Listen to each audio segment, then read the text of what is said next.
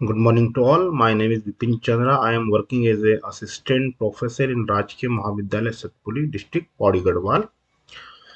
आज का यह जो टॉपिक हम रिकॉर्ड कर रहे हैं यह हिंदी और इंग्लिश दोनों लैंग्वेज में होगा और यह विशेषकर जो हमारी श्री सुमनगढ़ विश्वविद्यालय के स्टूडेंट्स हैं उनके लिए यहाँ एक अच्छा ही लेक्चर होगा। यहाँ जो लेक्चर है यह बीएससी फिफ्थ सेम का है। फर्स्ट पेपर है cell molecular biology and biotechnology का है और ये थर्ड यूनिट का टॉपिक हमने इसमें लिए हैं। आज जो हम कवर करने वाले हैं लेक्चर में हम तीन टॉपिक हैं जो कवर करने वाले हैं। पहला है types of culture based on media composition. Second topic है types of culture based on explant and third and last but not least topic है general lab setup and instrumentation plant tissue culture. तो चलिए lecture start करते हैं। इन तीनों topic को पढ़ने से पहले हमें थोड़ा आपको बेसिक आइडिया देना पड़ेगा प्लांट टिश्यू कल्चर का। प्लांट टिश्यू कल्चर वास्तव में एक ऐसी टेक्निक है जिसमें कि हम प्लांट्स का कोई भी पार्ट्स लेते हैं, चाहे वो सेल हो, उसका कोई टिश्यू हो या कोई ऑर्गन हो, और उस पार्ट्स को हम एक स्टेराइल कंडीशन में जो है और एक न्यूट्रन मीडियम की सहायता से जो है उसको पूरे के पूरे नए प्लांट में ग्रो करवा देते हैं। तो यह टेक्निक कहलाती है प्लांट टिश्यू कल्चर। अगर इसका हिस्टोरिकल पॉइंट ऑफ व्यू की बात करें तो सन 1890 में गॉटलिब हेवरलैंड एक जर्मन बॉटनिस्ट थे, उन्होंने प्लांट टिश्यू कल्चर की शुरुआत की थी और इसीलिए इन साइंटिस्ट को father of plant tissue culture भी कहा जाता है। अब प्लांट टिश्यू कल्चर का मतलब है प्लांट का कोई पार्ट लेना है और उसको किसी मीडियम में डालकर और मीडियम में डालना है और उस मीडियम में ही वो प्लांट का पार्ट जो है पूरे के पूरे नए प्लांट में ग्रो करवा जाता है। तो इसके पीछे इसका एक बेसिस क्या है इसको जानना भी जरूरी है। अगर प्लांट टिश्यू कल्चर बेस्ड होता है, it is based on totipotency ability of plant cells.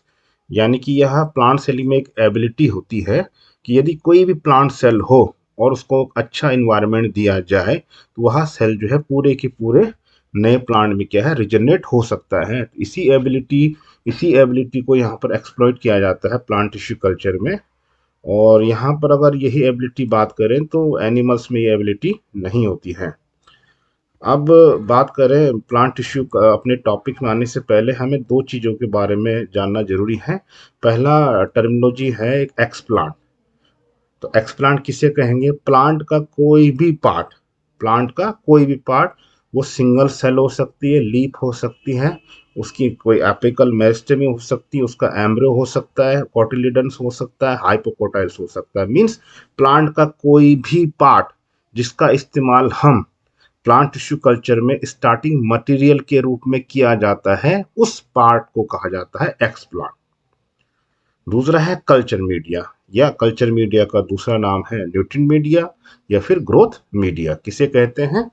Culture media एक ऐसा सपोर्टिंग सिस्टम होता है जिस सिस्टम में हम प्लांट के किसी भी पार्ट को ग्रो करवाते हैं और इस मीडियम में है वो सारी चीज़ें उपलब्ध होती हैं जैसे न्यूट्रिशन, हार्मोन्स, वाटर, एजेंट्स, बहुत सारी चीज़ें ऐसी होती हैं जिसकी हेल्प से जो है प्लांट का कोई भी पार्ट जो है पूरे के पूरे नए प्लांट में तब्दील हो सकता है। अब बात करते हैं हमारा जो पहला टॉपिक था types of culture based on media composition, कि मीडिया के बेस पर कल्चर कितने टाइप का होता है। तो मीडिया कंपोजिशन के बेस पर कल्चर कई प्रकार के होते हैं। पहला टाइप है सॉलिड कल्चर। यहाँ अगर हमने जो कल्चर मीडिया लिया है वो सॉलिड लिया है तो उसे हम कहेंगे सॉलिड कल्चर। यहाँ पर मीडियम में एगार अगार यूज किया जाता है। तो अगर मीडियम सॉलिड है तो उसे कहेंगे सॉलिड मीडियम। और सॉलिड कल्चर का इस्तेमाल सामान्यतः अगर हम एक्सप्लांट अगर रूट्स लें, शूट्स लें, यानी कि ऐसा पार्ट्स लेते हैं जिसको सपोर्ट की जरूरत होती है तो उसके लिए हमें सॉलिड मीडियम यूज करना होता है। इसके एग्जाम्पल होते हैं एमएस मीडिया जो कि सबसे फेमस और पॉपुलर मीडिया है और इसका इस्तेमाल मुख्यतः सूट और रूट रीजनरेशन के लिए किया जाता है। इसके कॉमन एप्लीकेशन है ये जो सॉलिड मीडिया यूज किया जाता है माइक्रो प्रोपेगेशन के लिए, ऑर्गेनोजेनेसिस के लिए और कैलस कल्चर के लिए। दूसरा मीडिया कंपोजिशन के बेस पे दूसरा टाइप का कल्चर टाइप होता है लिक्विड कल्चर। यहाँ पर यदि हम जो है कोई भी एजेंट, जेलिंग एजेंट नहीं लेते हैं, यानी कि एगार एगार का इस्तेमाल नहीं करते हैं, तो मीडियम लिक्विड रहेगा और ऐसे कल्चर को कहेंगे लिक्विड कल्चर।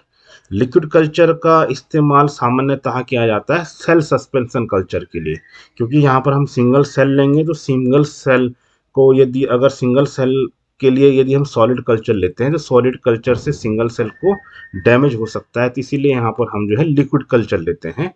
और इसका एग्जाम्पल है आपका लिक्विड एमएस मीडिया। यदि एमएस ऐसा एमएस मीडिया जिसमें कि हम अगार अगार का यूज नहीं कर रहे हैं तो उसे कहेंगे लिक्विड एमएस मीडिया, और इसका इस्तेमाल किया जाता है किसी सिंगल सेल सस्पेंशन कल्चर के लिए, या फिर प्रोटोप्लास्ट कल्चर के लिए, या फिर सोमेटिक एम्ब्रियोजेनेसिस के लिए। उसके बाद आता है semi solid culture. Semi solid culture में ये होता है कि हम यहाँ पर जो जेलिंग एजेंट होता है यानी कि अगार अगार, उसका इस्तेमाल हाफ करते हैं, यानी कि उसका इस्तेमाल कम करते हैं। जब उसका इस्तेमाल कम करेंगे तो जो कल्चर मीडिया हो जाएगा वो हो जाएगा semi solid. And next is synthetic media. Synthetic media वो होता है जिसमें कि बहुत सारे प्यूरिफाइड कंपाउंड्स होते हैं। इसके अलावा इसमें माइक्रोन्यूट्रिएंट्स होते हैं, विटामिन होते हैं, कार्बन सोर्स होते हैं, और ग्रोथ रेगुलेटर्स जैसे कि हार्मोन्स होते हैं। इसका एग्जाम्पल है हांगलेड सॉल्यूशन, और इसका इस्तेमाल मुख्य रूप से किया जाता है हाइड्रोपोनिक्स के लिए। उसके बाद नेक्स्ट है ऑर्गेनिक एडिटिव बेस्ड मीडिया।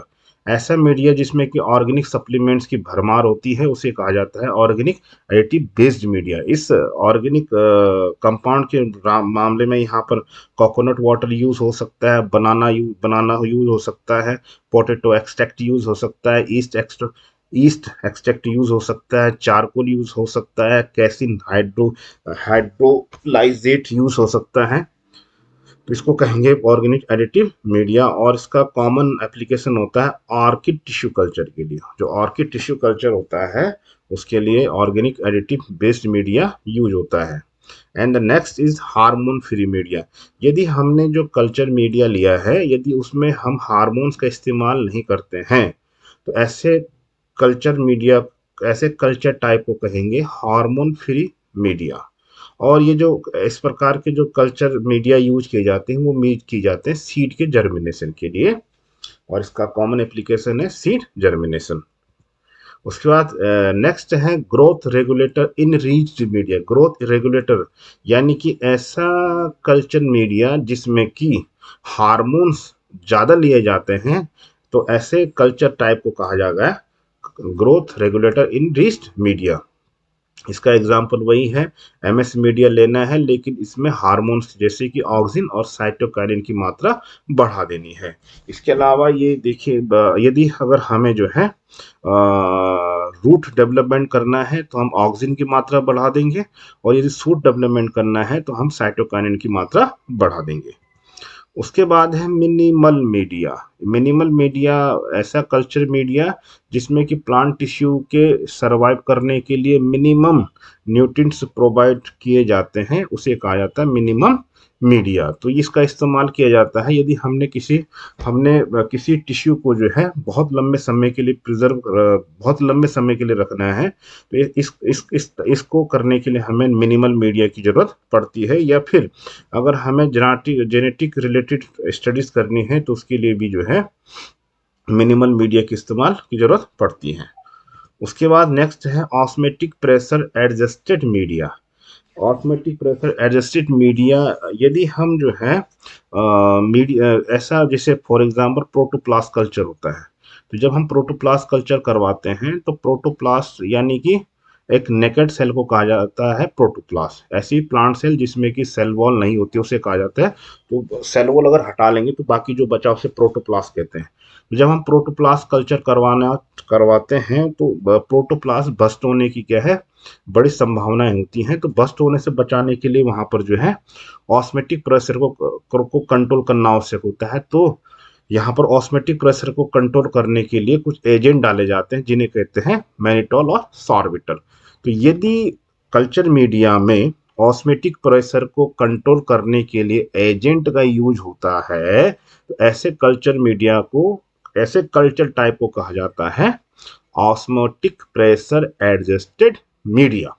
तो हमारा ये जो पहला टॉपिक था ये खत्म हो गया है। इसमें हमने पढ़ा है culture type on the based of media composition. अब हमारा नेक्स्ट टॉपिक है culture type on the basis of explant, यानी कि जो हमने स्टार्टिंग मटेरियल लिया है उसके बेस पर भी हम कल्चर टाइप को डिवाइड कर सकते हैं। तो इस बेस पर जो कल्चर टाइप्स होते हैं वो होते हैं, एक होता है ऑर्गन कल्चर, दूसरा होता है कैलस कल्चर, तीसरा होता है सेल सस्पेंशन कल्चर, नेक्स्ट होता है प्रोटोप्लास्ट कल्चर। ये तो इस प्रकार से ये 1 2 3 4 टाइप का होता है। तो सबसे पहले लेंगे ऑर्गन कल्चर। यदि हम कल्चर में प्लांट का कोई ऑर्गन जैसे रूट लेते हैं, सूट लेते हैं, एंथर लेते हैं, ओवरी लेते हैं, एम्ब्रो लेते हैं, एंडोस्पर्म लेते हैं या सीड लेते हैं, तो इसे कहा जाता है ऑर्गन कल्चर। एंड फर्दर जो है जो हमने ऑर्गन लिया है फिर उसके बेस पर भी ऑर्गन कल्चर कई टाइप का होता है। यानी कि अगर हमने रूट लिया तो ऐसा ऑर्गन कल्चर कहलाएगा रूट कल्चर, यानी अगर हमने सूट लिया तो ऐसा ऑर्गन कल्चर कहलाएगा सूट कल्चर। और यदि हमने एंथर लिया है या पॉलन ग्रेन लिया है तो ऐसे ऑर्गन कल्चर को कहा जाएगा पॉलन कल्चर। यदि हमने एम्ब्रो लिया है तो ऐसे ऑर्गन कल्चर को कहा जाएगा एम्ब्रो कल्चर। तो इस प्रकार से इसमें कुछ चीजें समझनी और जरूरी है कि जो पॉलन कल्चर किया जाता है, पॉलन कल्चर बेसिकली किया जाता है हैप्लॉइड प्रोडक्शन के लिए। इसके अलावा यदि हम सूट कल्चर में यदि हम सूट का मेरिस्टेमेटिक पार्ट ले रहे हैं तो इसे कहा जाता है मेरिस्टेमिक कल्चर। ये सूट कल्चर का ही फर्दर क्या है क्लासिफिकेशन है। और मेरिस्टेमेटिक कल्चर किया जाता है वायरस फ्री प्लांट को प्रोड्यूस करने के लिए। नेक्स्ट है कैलस कल्चर। इसमें होता यह है कि यदि हम प्लांट्स का कोई पार्ट्स लेते हैं और उसकी सेल में डिफरेंशिएट कर देते हैं, यानी कि प्लांट्स का कोई पार्ट लेना है और उस पार्ट की सेल में डिफरेंशिएशन इंड्यूस कर देना है, तो इंड्यूस करने के बाद हमें एक सेल का एक मास मिलता है। ये सेल जो है अनऑर्गेनाइज्ड होती हैं, तो इस अनऑर्गेनाइज्ड मास को कहा जाता है कैलस, और कैलस का कल्चर करवाना कहलाता है कैलस कल्चर। नेक्स्ट है सेल सस्पेंशन कल्चर। यदि हमें सिंगल सेल को कल्चर करवाना है तो उसके लिए हमें लिक्विड मीडियम की आवश्यकता पड़ती है, और ऐसे कल्चर को कहा जाता है सेल सस्पेंशन कल्चर। क्योंकि जो लिक्विड मीडिया है उसमें सेल क्या रहती है, सस्पेंड पड़ी रहती है, तो इसे कहा जाता है cell suspension culture. Cell suspension culture मुख्यतः जो है secondary metabolites, genetic transportation study, somatic embryo development आदि के लिए किया जाता है। नेक्स्ट है प्रोटोप्लास्ट कल्चर। ये मैं पहले भी डिस्कस कर चुका हूं कि हमने क्या करना है कि जो प्लांट सेल होती है उसमें से सेल वॉल को रिमूव कर देना है, तो जो मास बचा उसे कहते हैं प्रोटोप्लास्ट कल्चर। तो प्रोटोप्लास्ट कल्चर मुख्यतः करवाया जाता है सोमेटिक हाइब्रिडाइजेशन के लिए, जेनेटिक मैनिपुलेशन के लिए और प्लांट ब्रीडिंग के लिए। तो ये 4 टाइप थे culture types on the basis of x plant. उसके बाद हमारा नेक्स्ट टॉपिक है general lab setup and instrumentation in plant tissue culture. इसमें हम वो सारी चीजें समझेंगे कि यदि हमें प्लांट टिश्यू कल्चर करवाना है तो प्लांट टिश्यू कल्चर के लिए हमें किसी एक वेल इक्विप्ड लैब की क्या पड़ेगी, जरूरत पड़ेगी। क्योंकि इसे हम साधारण कमरे में नहीं करवा सकते, बल्कि हमें बहुत सारे इंस्ट्रूमेंट की जरूरत पड़ती है, कुछ एरिया की जरूरत पड़ती है, एक्सपर्ट की जरूरत पड़ती है। तो एक लैब का होना जरूरी है, और वो लैब भी कंटामिनेशन फ्री होना चाहिए। यदि थोड़ा भी कंटामिनेशन हो जाएगा तो हमारे जो प्रैक्टिकल्स हैं वो सारे के सारे खराब हो जाएंगे। तो एक लैब के लिए सामान्यतः क्या चीज चाहिए होगी, एक तो हमें चाहिए स्पेस, कमरा। ठीक, इसके अलावा बहुत सारे क्या चाहिए, लेबोरेटरी इक्विपमेंट्स। तो उन सारे को हम यहाँ पर स्टडी करेंगे उनकी। तो सबसे पहले बात करते हैं लेबोरेटरी। इसको हमने 1 2 3 सेक्शन करके डिवाइड कर दिया है। तो पहले बात करते हैं लेबोरेटरी स्पेस डिजाइन की।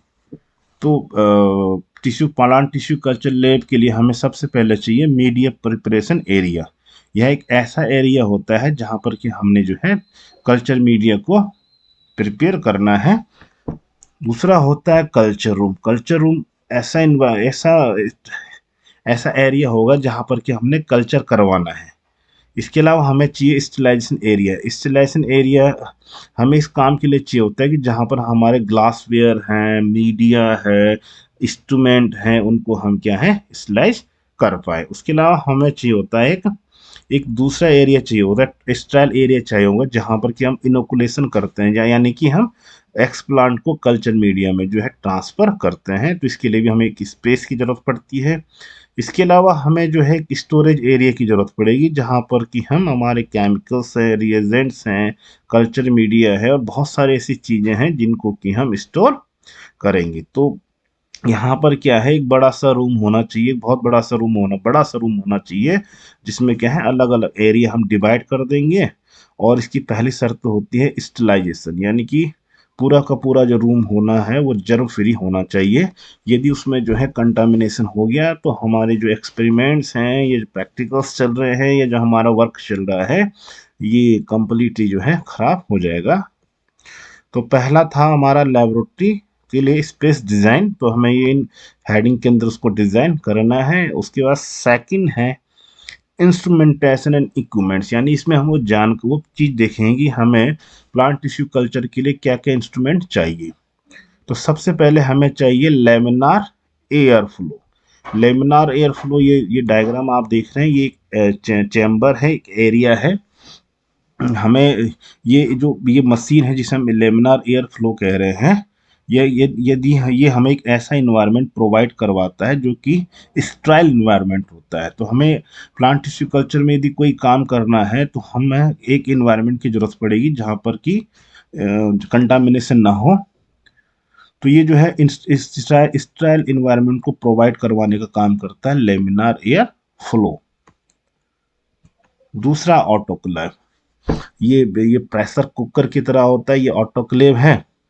ऑटोक्लेव में जो है किसी भी चीज को जो है कल्चर मीडिया हो या इंस्ट्रूमेंट हो या ग्लासवेयर हो आदि को जो स्टलाइज किया जाता है, लेकिन स्टलाइज यहाँ पर किया जाता है with the help of steam. इसे इसीलिए इसको कहा जाता है मॉइस्ट स्टलाइजेशन प्रोसेस।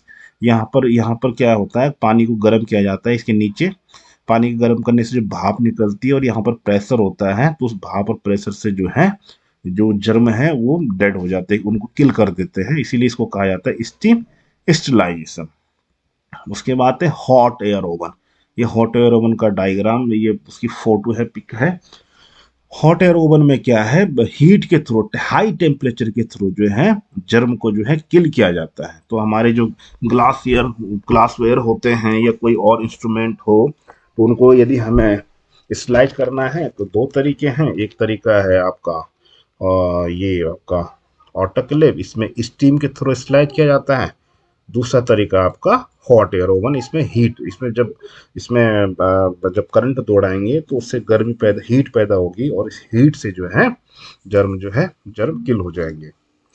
उसके बाद तीसरे इक्विपमेंट की जरूरत पड़ती है हमें रेफ्रिजरेटर। रेफ्रिजरेटर की जरूरत पड़ती है यदि हमें जो है प्लांट टिश्यू कल्चर में बहुत सारे केमिकल्स जैसे हार्मोन, कल्चर मीडिया की जरूरत होती है। तो इन्हें जो है यदि हमें कंटामिनेशन से बचाना है तो हमें इन्हें कम कम टेम्परेचर में प्रिजर्व करने की जरूरत होती है।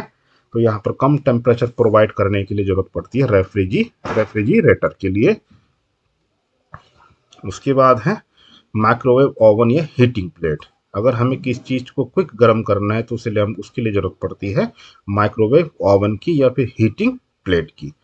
उसके बाद है पीएच मीटर। हमें पीएच, किसी कल्चर मीडिया का जो है एक निश्चित पीएच होना चाहिए।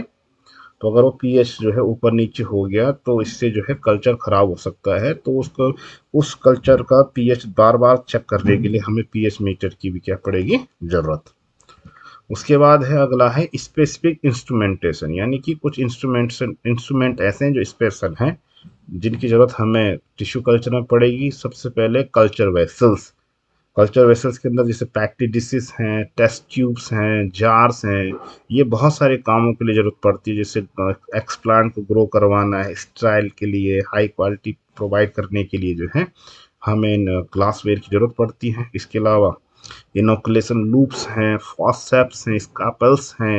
ये एक्सप्लांट को ट्रांसफर करने के लिए बहुत सारे इनकी टूल्स की क्या पड़ती है, जरूरत पड़ती है। इसके अलावा डाइसेक्टिंग माइक्रोस्कोप, हमें यहाँ पर जो है डाइसेक्टिंग माइक्रोस्कोप की भी क्या है जरूरत पड़ेगी, क्योंकि हमें जो है प्लांट टिश्यू को यदि ऑब्जर्व करना है तो उसके लिए हमें इसकी जरूरत पड़ेगी। एनालिटिकल बैलेंस की इसकी ज़रूरत पड़ती है। केमिकल्स और जो मीडिया कंपोनेंट हैं उनके मेजरमेंट के लिए एनालिटिकल बैलेंस की क्या पड़ेगी, ज़रूरत। उसके बाद है इन्वायरमेंटल कंट्रोल इक्विपमेंट्स, ऐसे इक्विपमेंट की ज़रूरत पड़ती है जिसके कारण जो है हम इन्वायरमेंट को कंट्रोल करते हैं। जैसे यहाँ पर ये दिखा रखा है ग्रोथ चेम्बर्स। ग्रोथ चेम्बर्स वहाँ पर वो है जहाँ पर कि एक्सप्लांट को ग्रो करवाया जाता है।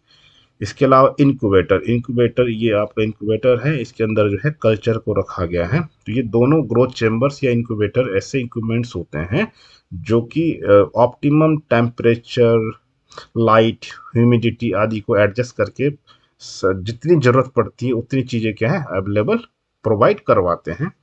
तो ये एनवायरनमेंट को कंट्रोल करने वाले इक्विपमेंट की भी ज़रूरत पड़ती है। इसके अलावा हमें एलईडी लाइट्स और एल या फिर एलईडी रैक्स की ज़रूरत पड़ती है। जैसे ये फोटो में आप देख रहे हैं ये एलईडी रैक्स हैं। यहाँ इस ये जो एलईडी लाइट्स हैं ये रैक्स बनी हुई है और रैक्स के अंदर क्या है कल्चर को ग्रो करवाने के लिए रखा हुआ है।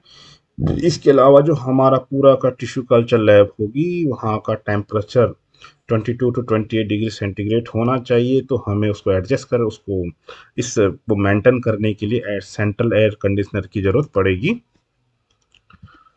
उसके बाद है तीसरा सेक्शन इसका है कंज्यूमेबल एंड रिएजेंट, यानी कि हमें इसके अंदर वो केमिकल्स की जरूरत पड़ेगी जो कंज्यूमेबल होते हैं। सबसे पहले मीडिया, मीडिया में भी सबसे पॉपुलर और यूज्ड होने वाला मीडिया है एमएस मीडिया।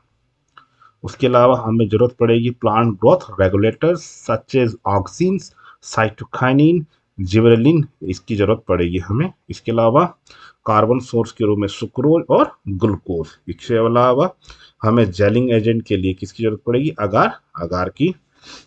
इसके अलावा हमें ग्लव्स की जरूरत पड़ेगी, मास्क की जरूरत पड़ेगी और गाउन्स की जरूरत पड़ेगी। अगला है सेफ्टी इक्विपमेंट्स। हमें सेफ्टी इक्विपमेंट के लिए यदि कोई, क्योंकि यहाँ पर बहुत सारी चीज़ें होनी हैं तो यहाँ पर आग वाग लगने का खतरा भी होता है, तो हमें जो है इसके लिए भी फायर एक्सटिंग्विशर की ज़रूरत पड़ेगी। इसके अलावा हमें फर्स्ट एड किट। उसके बाद है एडिशनल कंसिड्रेशन, यानी कि हमें किसकी ज़रूरत, कुछ एडिशनल चीज़ें भी हैं हमें इसमें ज़रूरत पड़ेगी बैकअप पावर सप्लाई की। यानी कि अगर कभी लाइट वाइट भाग गई तो हमारा जो है कल्चर ख़राब हो सकता है, क्योंकि इसके अंदर बहुत सारे इक्विपमेंट्स चल रहे हैं जैसे इनक्यूबेटर, लेमिनार एल्फोरो। तो इसके लिए हमें ज़रूरत पड़ेगी आपका इन्वर्टर या फिर बैटरी बैकअप के लिए इन्वर्टर की ज़रूरत पड़ सकती है या फिर जनरेटर की। इसके अलावा हमें जो है रिकॉर्ड, जो पूरा हमारा काम चल रहा है उसके लिए उन रिकॉर्ड को रखने के लिए एक रिकॉर्ड कीपिंग सिस्टम चाहिए। इसके लिए हमें कंप्यूटर चाहिए और कुछ ह्यूमन पावर भी चाहिए। तो ये सारी चीज़ें चाहिए होती हैं हमें एक लैब को सेटअप करने के लिए। आई होप, मुझे उम्मीद है कि आपको ये लेक्चर पसंद आया होगा और ये आपके लिए आपके काम का लेक्चर होगा। Thank you.